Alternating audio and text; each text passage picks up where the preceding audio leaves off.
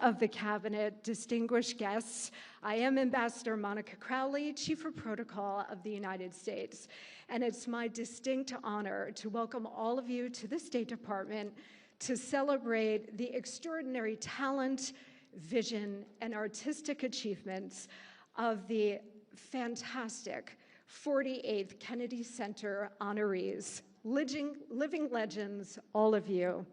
We gather tonight in the magnificent Benjamin Franklin Room, which is one of our most distinctive venues for diplomatic and ceremonial events. And we are so delighted tonight to share it all here with you on this very special occasion. We have a terrific program for you, so just please relax, enjoy the show. And it is now my honor to welcome to the stage our spectacular Secretary of State, Marco Rubio, and our fantastic President of the Kennedy Center, Ambassador Rick Grinnell.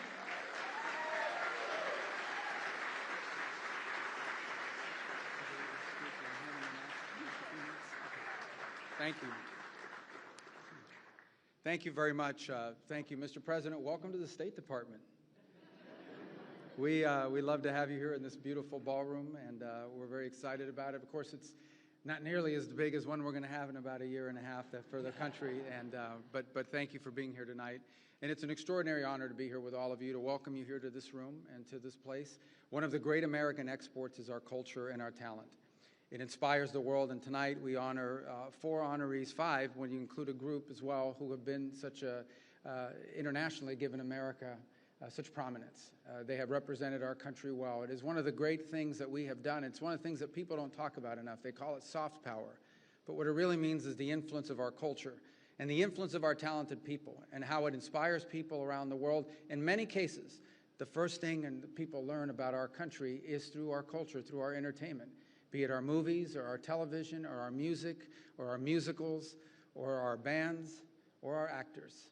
And so we are grateful and honored to be able to host this event tonight on the eve of tomorrow's ceremonies and tomorrow's celebration of this incredible American talent, and to partner, as has been done for many years, with the Kennedy Center, which is under extraordinary new leadership. You guys are doing a phenomenal job, both in the fundraising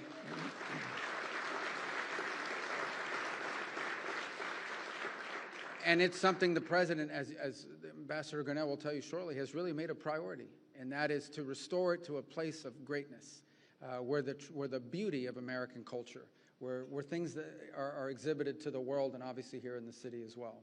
So it's my honor now to turn it over to Ambassador Grinnell, who will tell you more about all the exciting things that are happening at the Kennedy Center. So thank you so much for being here tonight, and thank you for the opportunity to host this week. Thank you. Secretary Rubio, Marco, my friend, thank you so much for this occasion. We're ecstatic to be here. It is true that President Trump not only helped the Kennedy Center, but I have to tell you, he saved the Kennedy Center. From the moment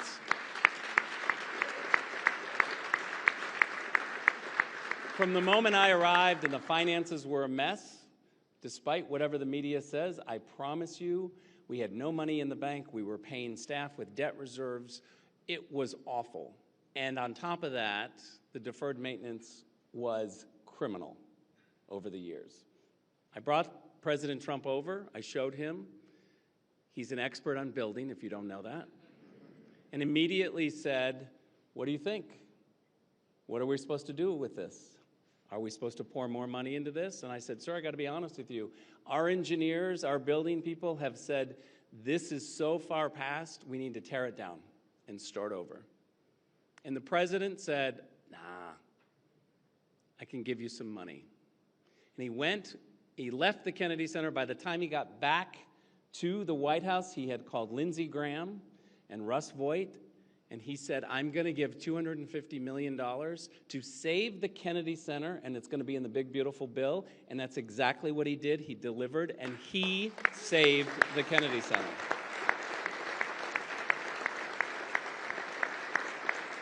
It's never a big story when things are neglected, but the Kennedy Center was neglected. It needs to be a place of bipartisanship. It needs to be a place that we come together and we celebrate together, and we don't care who you voted for president. You sit, you watch amazing shows like Les Mis. We have totally turned the place around because President Trump said from the beginning, change the programming to common sense programming that everybody wants, and corporations will come. Mr. President, it's exactly what happened, and I'm here to tell you we have the biggest haul we've ever made for the Kennedy Center Honors.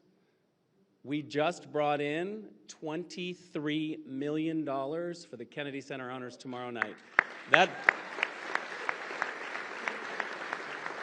That is almost double what they did last year, and that is all because people want to come. President Trump makes it a priority, and he is the one who gave us the vision to change the programming, raise the money, bring in the corporate dollars. Now, I have to be honest with you, I'm really thankful that Delta, Boeing, and CBS are here because you are our top donors. Thank you for all of your work.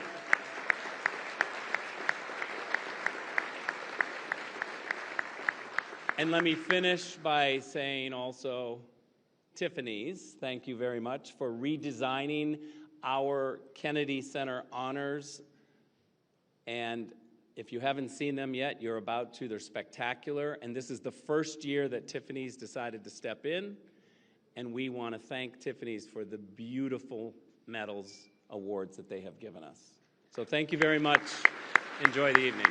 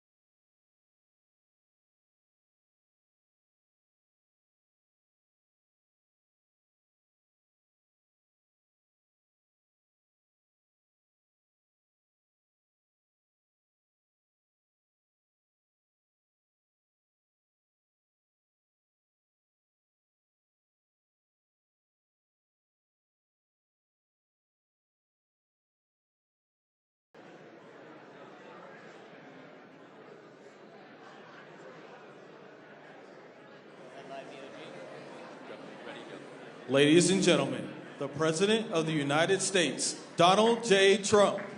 And I'm proud to be an American, where at least I know I'm free. And I won't forget the men who died, who gave that right to me. And I gladly stand up next to you and defend her still today. 'Cause there ain't no doubt I love this land. God bless the USA. Thank you very much, everybody. Thank you. What a great group this is. Your team is doing very well, Bob. Good quarterback, good coach. It always helps. Having a good coach and a good quarterback is a very good thing, historically. I want to thank Secretary Marco Rubio, who's my friend and a very talented man who works very hard, and his wonderful wife, Jeanette, for hosting us this evening as we... Thank you, Jeanette. Great job.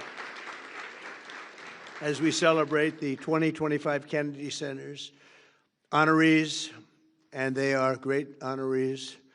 Sylvester Stallone, there he is, look at him.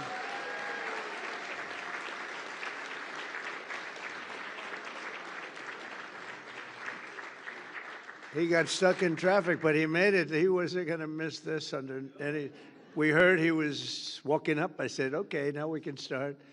You look great. Thank you both very much. Jennifer, thank you very much. George Strait.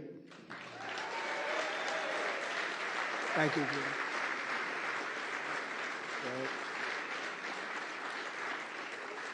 King of Country. That's great. Gloria Gaynor. Gloria.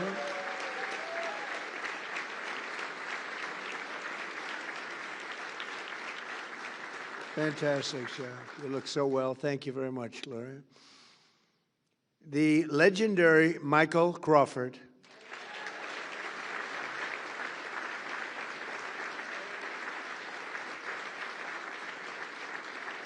Thank you, Michael. Thank you, Michael. That's some job. Thank you very much, Mrs. Crawford, for being here with your two beautiful daughters. Really an honor to have you.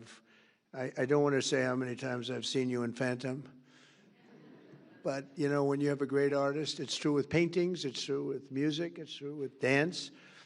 Every time you see it, it gets better. And you see things you've never seen before, but I've seen you many times, and there's never been anybody like you. Thank you very much, Michael. Congratulations. And the truly legendary rock band Kiss. Thank you, fellas. Thank you. That's great. Thank you very much. And this is really much, really, look at it, pure talent, a lot of talent, as has ever been assembled under one roof. We've done something that they've never done before, and I'll be doing something that hasn't been done before. The President of the United States is hosting at the request of a certain television network.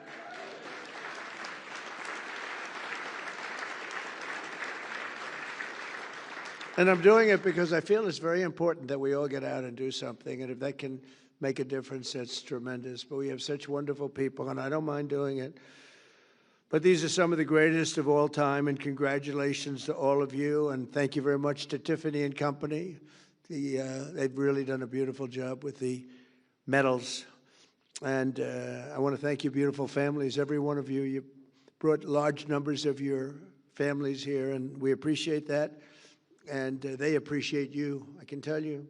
A very special thanks as well to our terrific Kennedy Center Board of Trustees, along with Executive Director Rick Grinnell. The Board of Trustees has been amazing.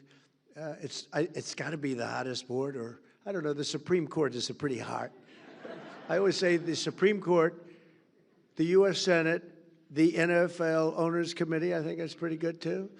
But I think the board of the Kennedy Center is turning out to be, we have so many people that want to get on. I have so many enemies now because they want to be on the board, and I'm sort of saying you can't have it. Can't get any more. But Rick, you've been fantastic, and Ambassador Sergio Gore, who's now going to India. Good luck. We may never see you again. 1.5 billion people. Think of that. 1.5 billion. Can you handle that, Sergio? I think you can. You can handle anything. But you're going to be dealing with a very special leader, as you know, a friend of mine, and you're going to do very well. He's very happy that you're going to be the ambassador, so good luck. You're going to be making your journey in 2 weeks. Good luck. I may never see him again. It's very sad. Also, I want to thank Secretaries Howard Lutnick, Doug Burgum, FCC Chairman Brendan Carr, my daughter Tiffany and her wonderful husband Michael, and so many other distinguished guests. We have so many people here, senators. We have other secretaries, and I'm just seeing some of you in the crowd. You are a good-looking crowd.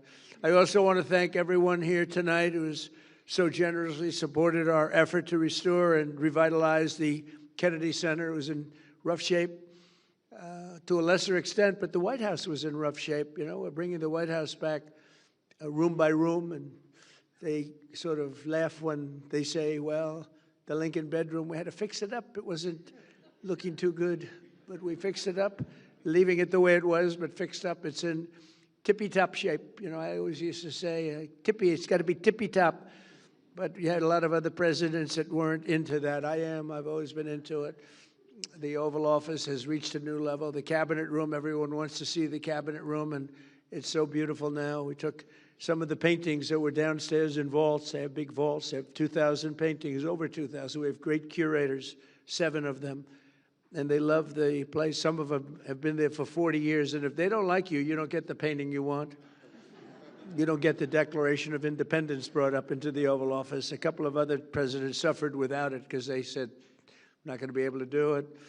But they've been great. But we have tremendous artwork being brought up and has been brought up from the vault. So it was sitting for 100 years, 150 years downstairs under the White House, and now we have it on walls throughout the building. And those walls, before we put them up, we make sure those walls are in perfect shape. I say, you got to make sure these walls are up before you do anything. And we've done a lot of work. We've redone great marble floors that were beat to hell. We've done not good floors that were out of one-by-one boxes from certain stores that are not very good.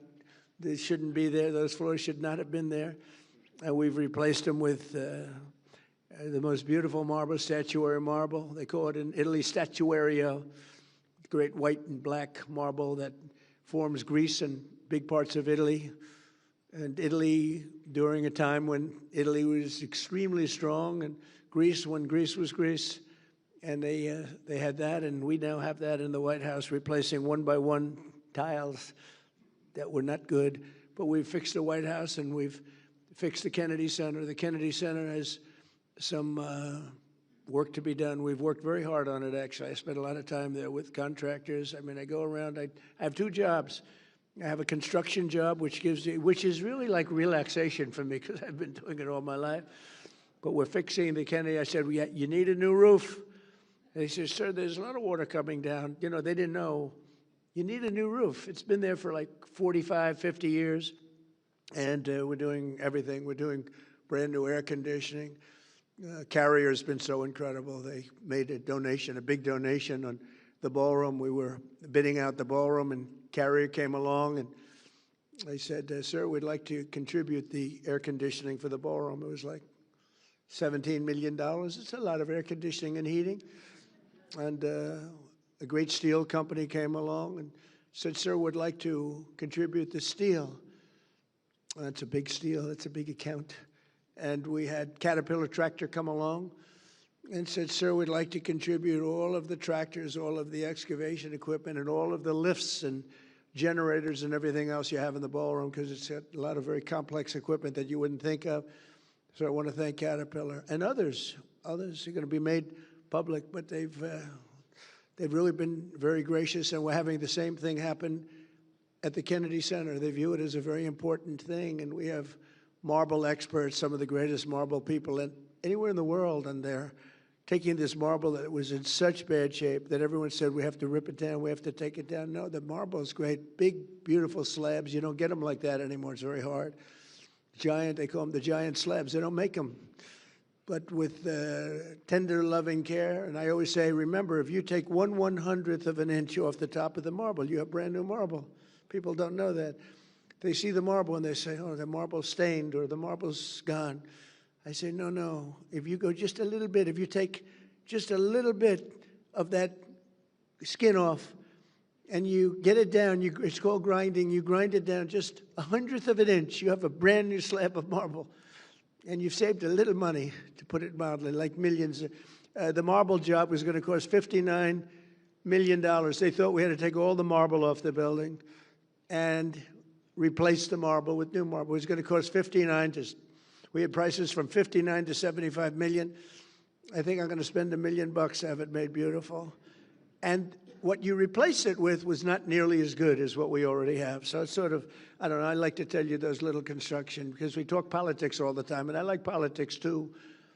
I said to somebody the other day, am I a better politician or construction real estate person? And they didn't know how to answer that question.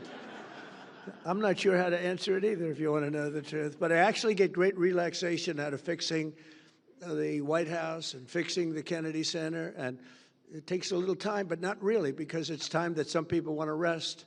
I don't really want to rest. I want to do things. And to me, it relaxes me. It's really almost better than resting.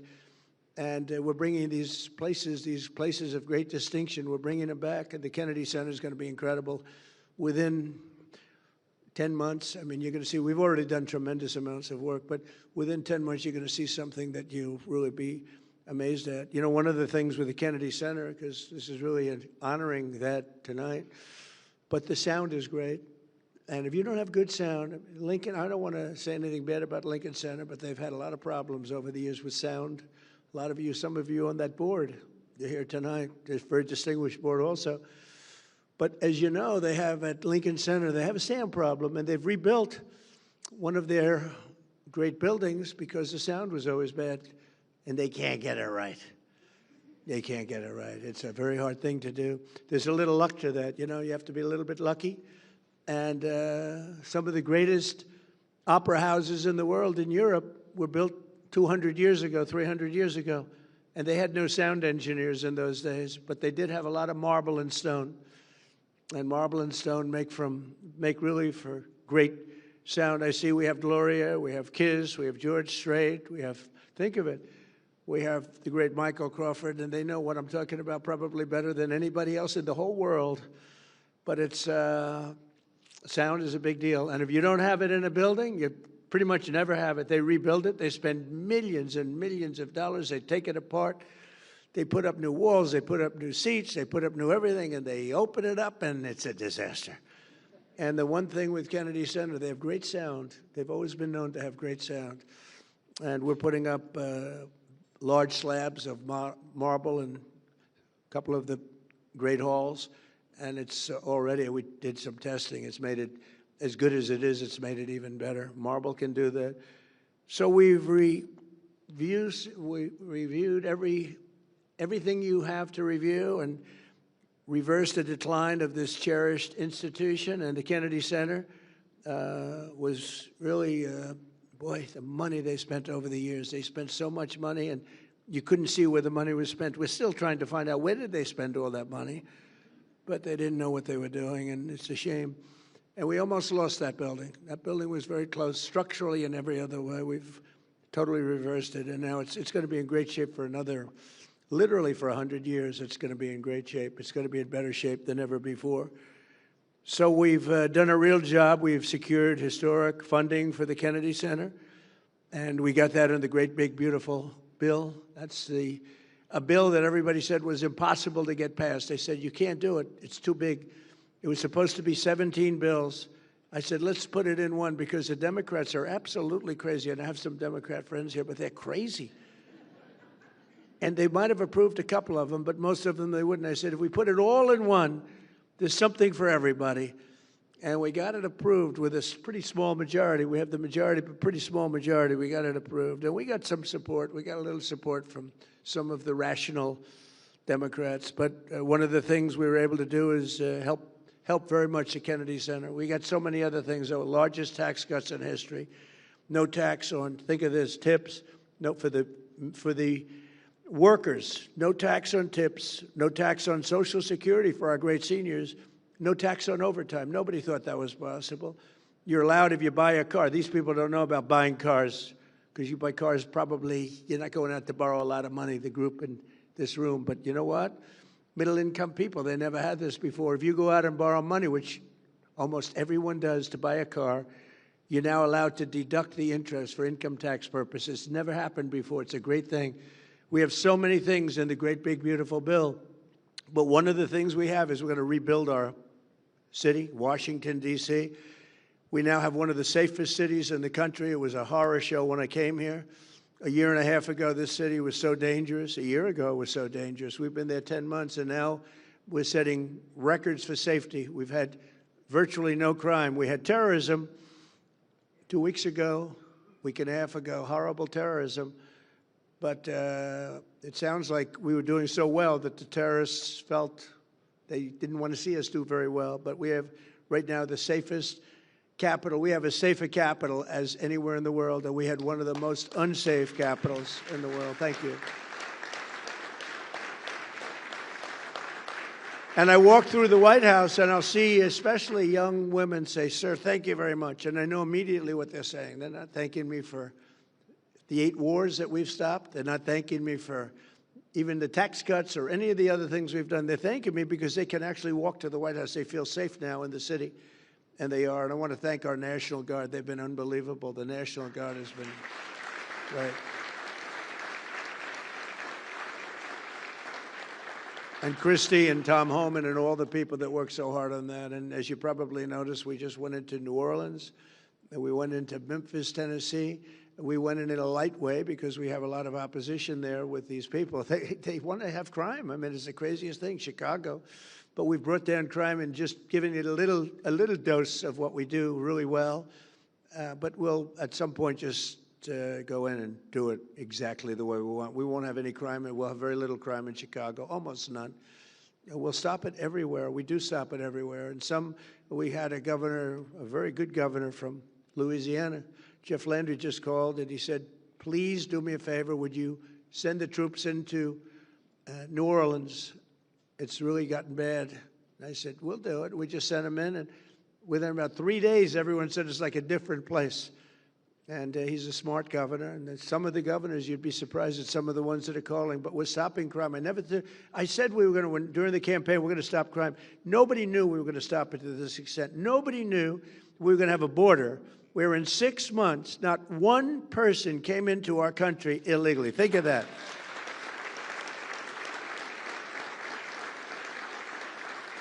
So we went from the worst border where millions and millions, 25 million people over the course of the 4 years came into our country, many from prisons and gang members, drug dealers, mental institutions. They came into our country, getting them out, have to get them out.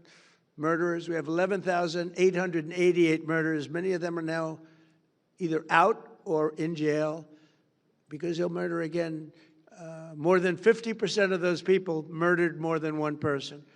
But we took a very strong stand, and people are really liking it. And by the way, drugs coming into our country by sea, down 94%. Okay, down 94%. And I'm trying to figure out who the other 6% is because, frankly, I think they are they got to be the bravest people. Who are the 6% that are still trying to come in? But down 94%. And we're going to start that same process on land because we know every route, we know every house, we know where they live, we know everything about them.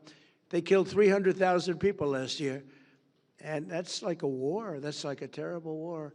Not going to let it happen. So we're doing a job that nobody else could do. But we're building this institution back to what it should be and the nation's premier venue for the arts, and we're going to see that because D.C. is now a safe place. People want to be here. The restaurants are opening. You know, if you go back a year, nobody wanted to go to restaurants. They lost 40% of their restaurants. They closed. They had no business. And the restaurants that were open were doing no business, and people felt unsafe, even sitting, waiting for a meal. People would come in and do bad things. We don't have that anymore. And now restaurants are open. You can't even get into a restaurant now in Washington, D.C. It's a beautiful thing to watch. And we're showcasing our country. And we're always going to have it because the capital of the United States of America has to be a safe and beautiful place. And we're fixing it. We're fixing the roads. We're removing the graffiti on the most beautiful marble you've ever seen. We're removing granite. I like granite better on the outside because it's real easy, but the marble is very porous. During the Biden administration, they sprayed a lot of red paint on a lot of white marble, and you still see it, you know. They worked real hard to get it off, but it goes down deep. It's a disgrace what they were allowed to do. It was also a disgrace that they allowed millions of people into our country illegally, and people that were not people that we want to have. They weren't people that could love our country. We want people coming into our country that can love our country. So the generosity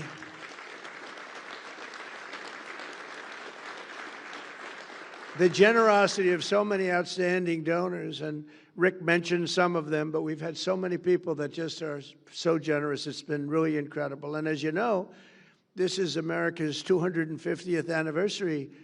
So we have all of these people, and next year is right around the corner, and that's going to be big. Then we have the World Cup coming, and we have the Olympics coming. And, you know, I got the Olympics, and I got the World Cup. I cannot take credit for getting 250 years. That was just, we sort of lucked out. I tried to do that, but it didn't work. We lucked out. But the 250 is going to be incredible. In fact, we're having, on June 14th, we're having a fight. All of the greatest champions in the world, the UFC fight, they're building an arena in front of the White House, if you can believe it. Then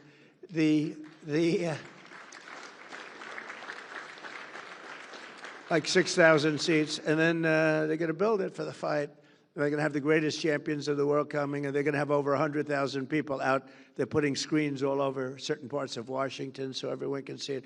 I don't think there'll be anything like it. It'll be on a Sunday night, June 14th.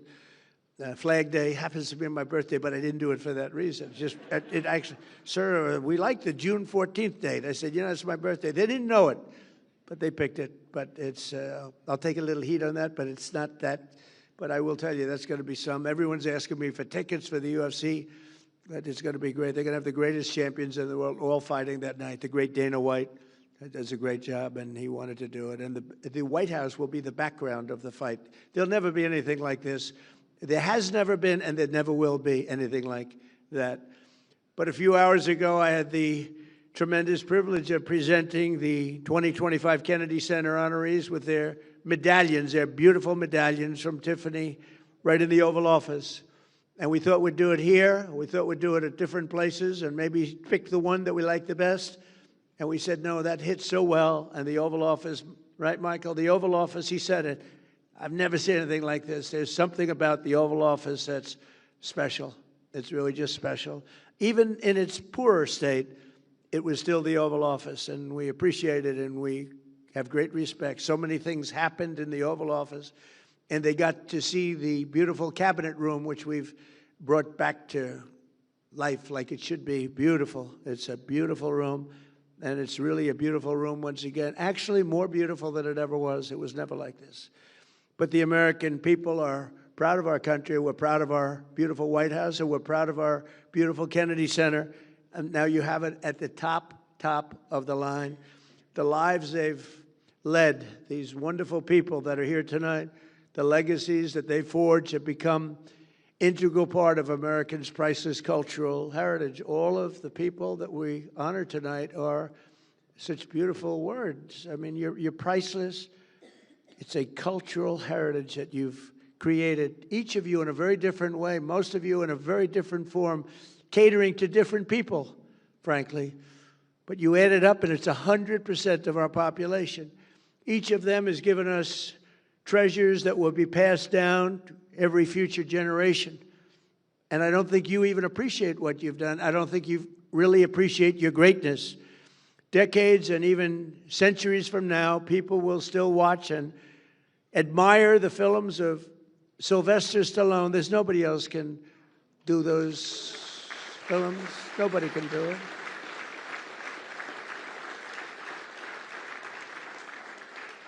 You know, he started Rocky. He had no money at all, and he had nothing. He had a car that barely couldn't, you know, he left New York. I think a place called Brooklyn, right?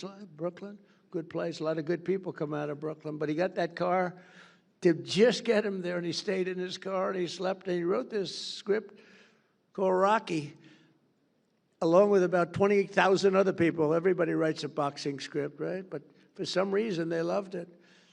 And Sly didn't have 10 cents, had nothing. And they offered him, like, a lot of money. They offered him, I think, $500,000, some number that he never even thought was even possible. And he said, no, I don't want it. I want to make sure that you're casting the right person to play the role. And they said, well, we have stars. And they brought in stars. But the stars didn't have good bodies. They were flabby. They were not really boxers. And Sly would look at some of these guys, big names. He was intimidated in one way, but in the other way, he said, that guy can't play the role. And we won't say the names of the people, but they're really top actors. And for some reason, here's a guy that had no contacts, no anything, but they loved this. One studio in particular loved this script, and they were going crazy over it. And they brought in the top people, and Sly said, let me see your box. And they just have a guy, and he said, he can't play the role. He had a lot of flab around the upper chest area. It's supposed to be solid like a rock. And then they brought in another one.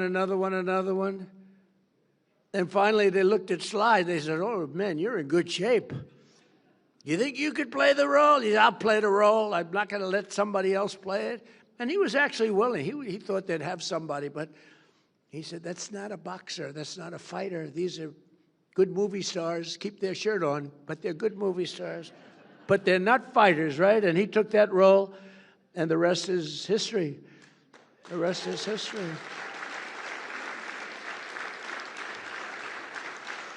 But think of it, how many people would turn down, a tremendous, enough money, he probably thought he could live for the rest of his life. He probably could have if he had to. But who would turn down that kind of money? And he did it. He didn't want to have anything to do with it. He wanted it to be right. And who would then think of it as, isn't it just about the largest grossing movie? It's like, there's never been anything like it. Rocky, the whole Rocky series, it's been incredible. And then you had a little thing called Rambo. I loved Rambo, Sly, I'll tell you. I loved Rambo. I got to watch Rambo one time. I said, I wonder what this is all about. I went to a movie theater a long time ago when I used to go to movie theaters. I'd like to go again. I loved them. I loved the popcorn. And it was Rambo. I knew nothing about it, but I liked Sly. So I said, let's go see it. After about 4 minutes, they said, this movie is great. Rambo, I think Rambo gave Rocky a little run, too, if you want to know the truth. Loved it. We loved all of them. But really, a legend, and each of the people that are being honored, they're treasures that really will be passed down to future generations, decades and centuries from now. People are going to be looking at your work. They're going to be seeing every one of you. Your work is so incredible. And they'll be thrilling to the performances of Sly and the performances, it's all on tape, of the great Michael Crawford and Phantom. It's all on tape, thank goodness for tape. Because if you couldn't see him, if you would miss that, if you wouldn't see Michael Crawford, the way he moved, the voice was magnificent, but the way he moved and the hands, the whole thing, it's just, there'll never be anything like it. But we have it on tape from every different angle, so guess what? You're lucky. There are a lot of great people that they've never been preserved that way, but you've been preserved. And people are going to be looking, people are going to be watching that and comparing in other plays and in other forms and other venues. They're going to be looking and comparing others to you. And I don't think they're ever going to find anybody like you, Michael, okay? I know something about that business. I don't think they'll find anybody like you. The look, the movement, the whole deal, and then the voice, right? The voice, that beautiful voice. And they'll still know the unforgettable songs of George and Gloria and Paul, Gene, Peter, and the late, great Ace Frehley, who's represented by his daughter, and she was crying she was crying. And all that meant to me is one thing, she loved her father, right? She loved her father.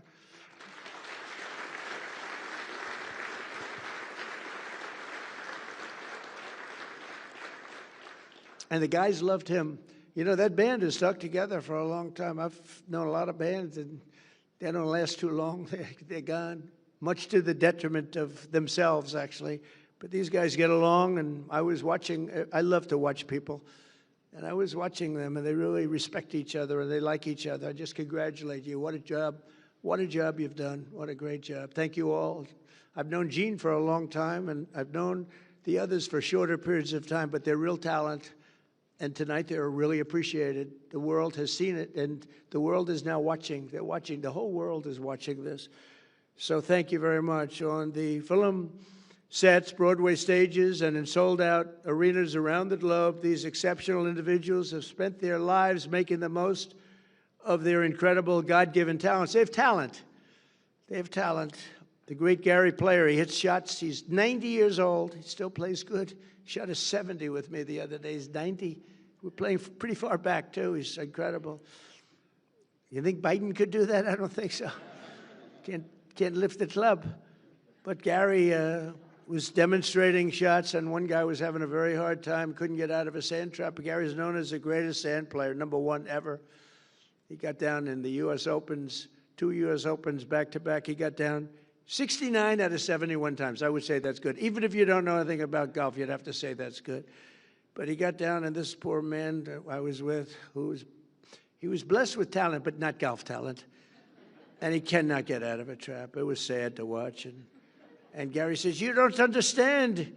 And he dropped 5 balls. Ping, ping, ping, ping, ping. Every ball right next to the hole. And this guy, and he tried it. He hit the ball a foot. He hit the next one over the green like by 50 yards. The whole thing was a disaster. He said, well, here's the problem. I've got talent, and you don't. And that's what's true about you. You have talent. These 5 groups and people, they have great talent. And if you don't have talent, to be honest with you, there's not a damn thing you can do. You can get a little better. But if you don't have talent, there's not a damn thing you can do about it. All you can do is try and find something else where you do have talent.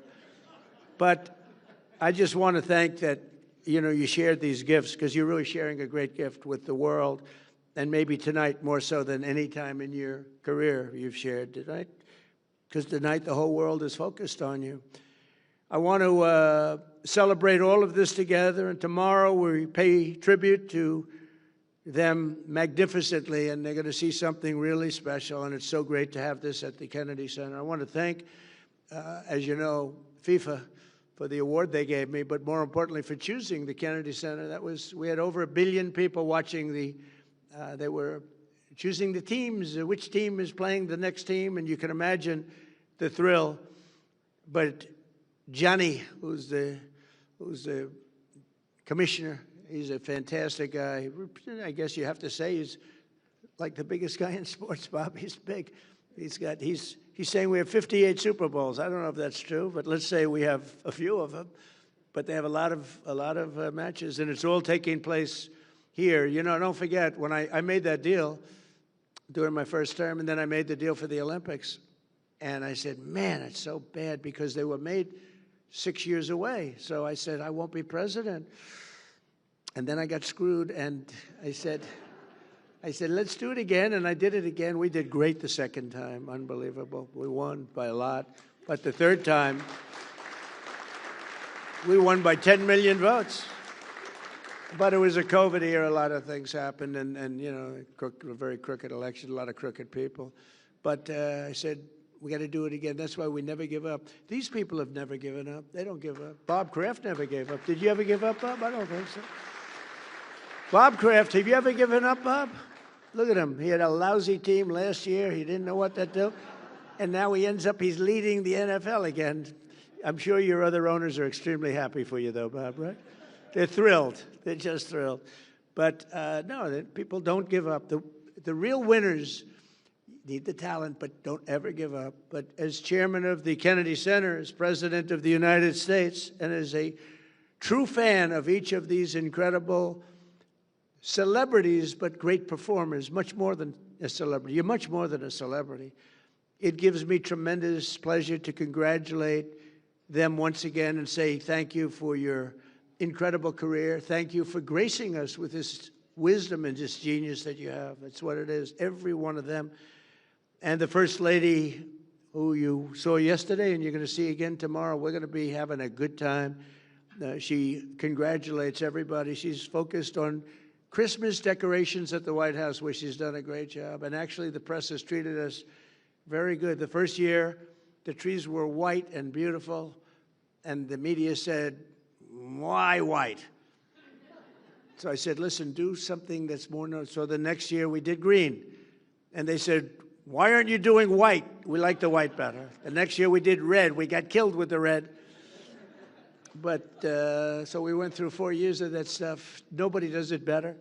And this year, it's just so good that they actually said the White House looks phenomenal when you add up all of the other things that we've done to it. I tell people, for the first 4 years, I was the hunted. So I didn't have a lot of time to fix up the floors, to redo the Lincoln bathroom. I took a little heat.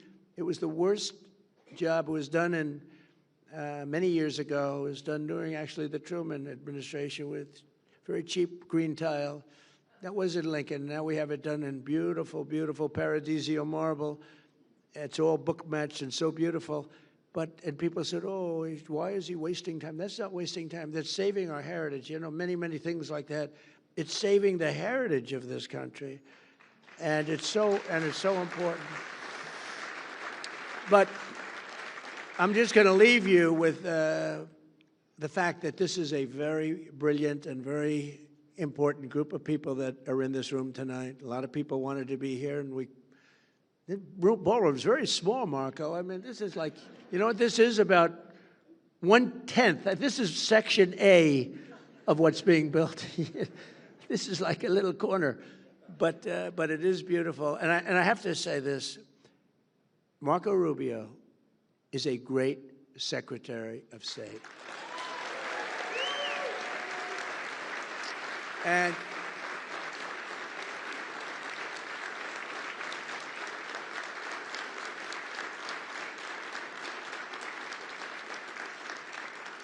And I think he's going to go down as, you know, look, we've had some good ones. We've had some bad ones, too, real bad ones. We've had some real dummies and some real brilliant, great ones. I think Marco, if we keep going like this, he's going to go down as the greatest Secretary of State in the history of our country. So, Marco, thank you very much. Thank you very much. And I just want to thank everybody. It's a very special journey that we're on. It's a beautiful journey, and we're beautifying our country. We're strengthening our country. We're respected again as a country. We're so respected now, like never before. And whether it's Europe, Japan, I mean, every one of them, they have tremendous respect. They used to laugh at us not long ago. A year and a half ago, they were laughing at us, and they're not laughing anymore. They respect us like they've never done before. Thank you very much, everybody, for being here. It's a great honor to have you. Thank you very much. Thank you.